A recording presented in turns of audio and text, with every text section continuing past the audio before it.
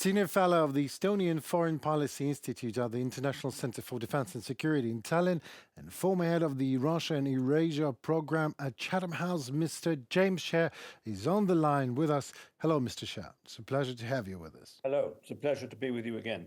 Thank you. First question. Have you heard anything about that UK-Ukraine 100-year partnership declaration? I have nothing to add beyond what you probably know. Right. There is nothing I see in current UK policy that would provide the means to assist Ukraine militarily in a more effective way than it is already doing at the moment. All right. And so it is atmospherically, aspirationally, and of course rhetorically, a very good thing. Absolutely. I've read the document. It is awesome, but yeah. Yes. But the question is, what is necessary to make the means available? My thoughts. Right. It begs the biggest question, not only what the UK is capable of doing, but what Europe as a whole, EU and non-EU, is capable of doing in the absence of military assistance to Ukraine at the levels we have seen since 2022. There's no definitive answer to this question. This is a matter of complete uncertainty because of the uncertainties of US policy, which in part are deliberate. Donald Trump still regards his unpredictability as an asset. Many in Europe do not regard it as an asset. So almost now we're moving into the second week of his presidency, and we're still in a state of profound uncertainty. I think the more important issues. Well, absolutely. Yeah, indeed. I can't agree more. But my question is, Vladimir Putin, almost never. I've explained it like Vladimir Putin, so you don't mix it with another Putin. So Vladimir Putin almost never publicly reacts on any treaties, on declarations, agreements signed by Ukraine. But that one specifically made him nervous as he stepped up with the public comment on that, condemning, of course. But why would he even react on that?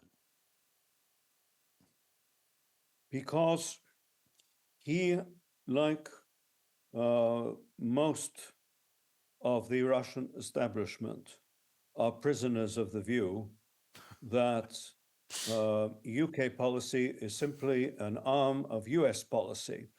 And I suspect, therefore, that he worries that Starmer and his government are doing this at the instigation of Donald Trump and Washington.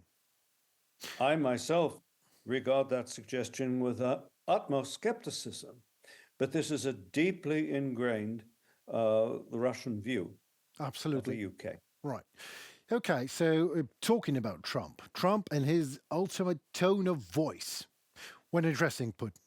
Does he have what it takes to bring Putin to peace, to bring Putin out to peace, to make him negotiate? The question is more elemental than that.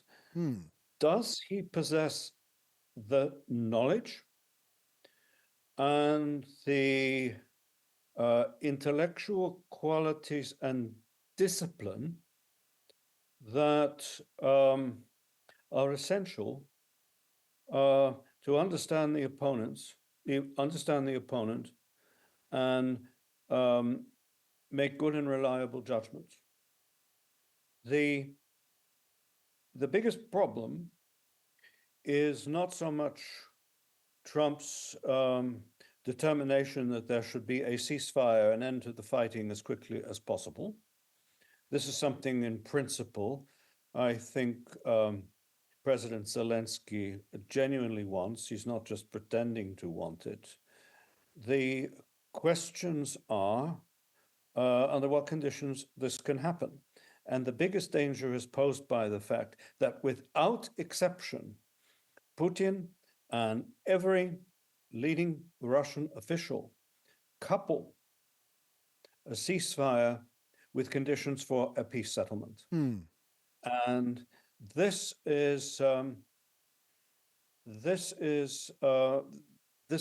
would be an absolutely ruinous course. And of course, it would rule out immediately any quick ceasefire. So one of the key questions, and it's very much a question in the Kremlin, is to what extent Vladimir Putin and the other principals like Lavrov and so on will be able to play with and manipulate Trump's lack of knowledge to get agreement on certain basic preconditions for a ceasefire that are put forward by Russia. Right, so you're like answering the question when you say Trump's lack of knowledge, like there is a lack of knowledge by Donald Trump. You obviously said that. Is that right? Yes, but also one has to question the reliability of his judgment as well as his knowledge. I mean, judgment does require knowledge, but not only that. It demands a very disciplined and intellectual and psychological approach, which not everybody here would think he has demonstrated so far. If you look at the whole ongoing episode with Greenland, there is a conspicuous case where one has to question this. I mean, imagine I personally do not believe take seriously the notion that makes two of us that the United States and Denmark will end up at war, but they are talking as if this could be the first time in history when two countries go to war because they completely agree with one another. Right. If you look at this, so one still cannot answer why this is being done in this particular manner. And there are other issues of this kind that come up as well. So the key issues are these. We know that even if Putin agreed to impose a ceasefire on all Russian armed military activity, not just on the ground, but drones, other aerial activity, everything. Yes. Tomorrow. Yeah. What and Zelensky with US backing accepted. We end up de facto with a partitioned Ukraine. And with every probability that de facto reality will last for a very long time and with serious danger that it becomes a de jure reality. Right. Then one also has to ask what follows that, because at the moment Russia is demanding all kinds of other conditions, which have to do with the blocking of Ukraine's NATO, membership prospect in NATO by treaty, accepted by NATO, by everybody, a legal instrument that Ukraine will never be a member of NATO, and of course demanding changes inside Ukraine itself, its so-called denazification, and of course the removal of sanctions. Now, the only scenario under which a ceasefire would make sense for Ukraine and for its supporters in the West would be if it were coupled with an intensification, a strengthening of Western support for Ukraine in all the relevant domains, military support, economic support, rebuilding infrastructure, and hard and fast treaty-based security guarantees. These are the only conditions under which we can create a dynamic to make a de facto partition of Ukraine very difficult for Russia and a short-term rather than a long-term prospect. Right. Thank you very much for this answer. I was waiting for someone experienced to put it the way you did just. So let me speculate. In a case of a ceasefire, let us imagine it already happened. Everyone I know here in Ukraine say one and the same thing. They say that Ukraine, by all times and by all means, should be ready for another invasion.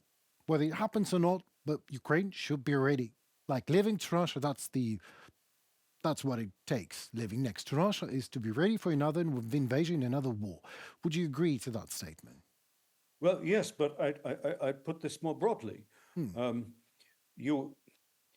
Ukraine needs a framework that creates a counterbalance to Russian military power Right. after a ceasefire, which requires more targeted, Right. but far greater Western support, and conditions where cities are no longer being bombed, troops are not fighting on the ground, it becomes possible to conduct urgently necessary military reforms in Ukraine, beginning with the military training system, which is the root of the problem. The root of the problem, as far as the low levels of manpower, deficient levels of manpower in Ukraine, does not stem from an absence of people. It stems from an absence of confidence. That people joining the forces at any age will be properly trained and properly commanded by commanders who are capable and who soldiers can trust. Right, by the way. And today, that confidence, with some conspicuous exceptions, is largely lacking. In order to alter that, systemic reform is necessary, and it's very difficult to do that. When the reality on a day-to-day basis is high intensity combined arms military operations in all domains of fighting, which is where we are now. So a ceasefire must be used by Ukraine and its partners to address these realities and create a convincing counterbalance to Russia during this entire period, and maintain that dynamic and maintain this pressure, including economic pressure. And the one positive thing, there are two positive things in Trump's policy which have emerged, and we should not lose sight of them. First, he's now publicly stated 3 times in various ways that the real obstacle to a ceasefire and a settlement comes from Russia and from Putin and not from Zelensky. This is a major change from so much that we heard before before the election. And the second change, which is a less radical change, but it's very important, very significant, is the lifting of all curbs on the exploitation of energy resources in the United States, coupled with clearly expressed aspiration to diminish the absolutely vital revenues to Russia from its energy sector. So these are major changes, which don't diminish the other uncertainties and other problems that we are aware of. So we need to build on those, and these are very important. But again, these are the latter change only will have a real impact if other sanctions are still maintained and strengthened.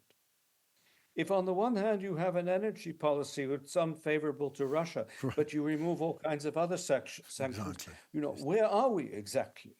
No. There needs to be a clear recognition that Russia is an adversary, that Russia is going to remain a long-term threat to Ukraine, and at minimum a problem, a serious security problem for Europe, that Russia is not going to be mollified simply by territorial concessions, that its objectives are far wider and they go beyond Ukraine itself, and that the only way we can preserve our collective objectives in these circumstances is by creating an effective counterbalance by containment and by pressure.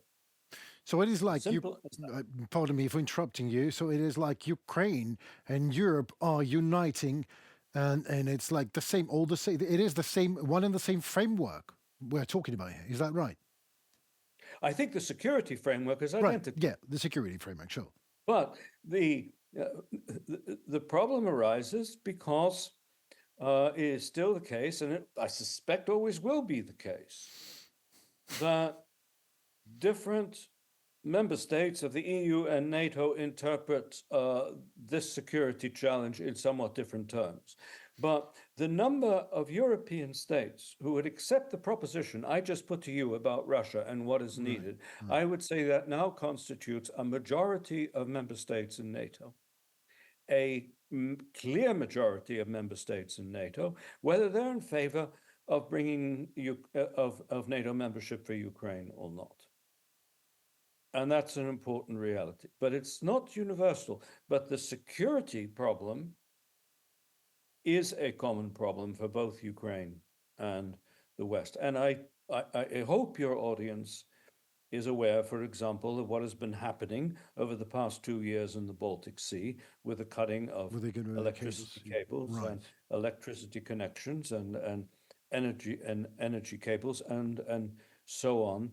And on balance, and there still is a balance, a much tougher and more proactive response being taken by the states affected in the Baltic region. All of this is part of one Right. That's what I wanted to piece. say exactly. Yeah. Well, So yes, it's a common security problem It that is. in the short to midterm is a threat to the survival of Ukraine, but not an immediate threat so far to the survival of other European states, but can expand in quite a menacing dimension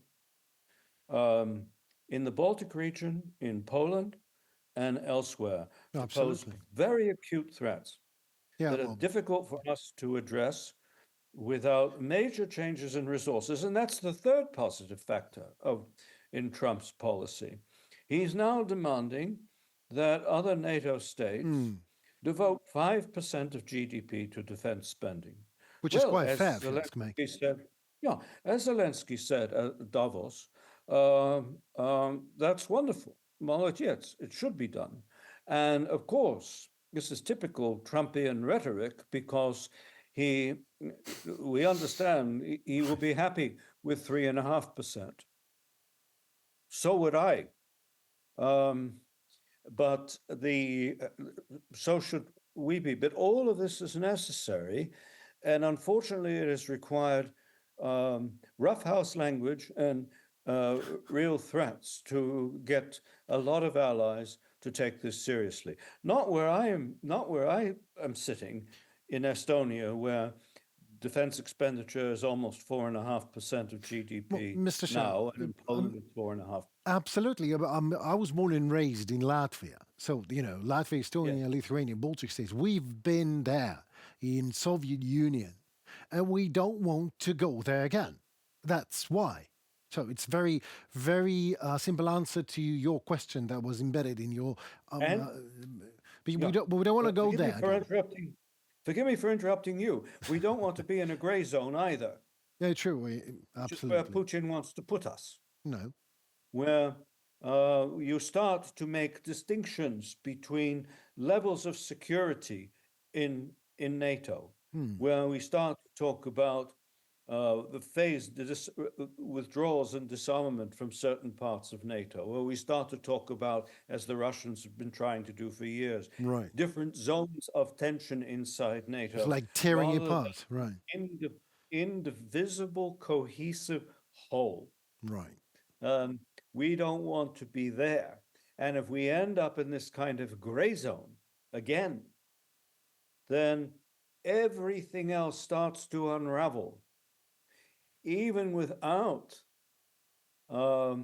Russia launching overt invasions of national territory. Indeed. So we cannot go in this direction. Well, amen to that. Thank you so very much. Your expertise is amazing. It is an intellectual pleasure to talk to you. Thank you so very much. And I hope we do that again anytime soon. Well, thank you, so do I. All Thank the you. best. Slava Ukraini. Героям слава, дуже дякую. Thank you. Так, да. Yeah, Mr. Sherr, thank you so very much again. I would love to talk for hours, go on, but you know, people, there's a voice in my head that is gives me When I come, when I come back, we'll do that. Yes, let's do that. When is that? When is that? I don't know. All right. Okay. I don't know. Right. Okay. Let's hope there will be time before Easter. Okay. Fair enough. Yeah. Just I'll ask my. In March, perhaps it would be wonderful. Yeah. Absolutely. In March, I'm here. Okay. I hope so. Very good. You have things to do, so I'll let you go. Thanks a lot, then. All Thank the you best. so very much, sir. Send me the link, please. Don't forget that. Send me the link. I will ask to the Alexei program. to do that. All right. Please ask him to do that. Thank Thank you. you. Goodbye. Goodbye.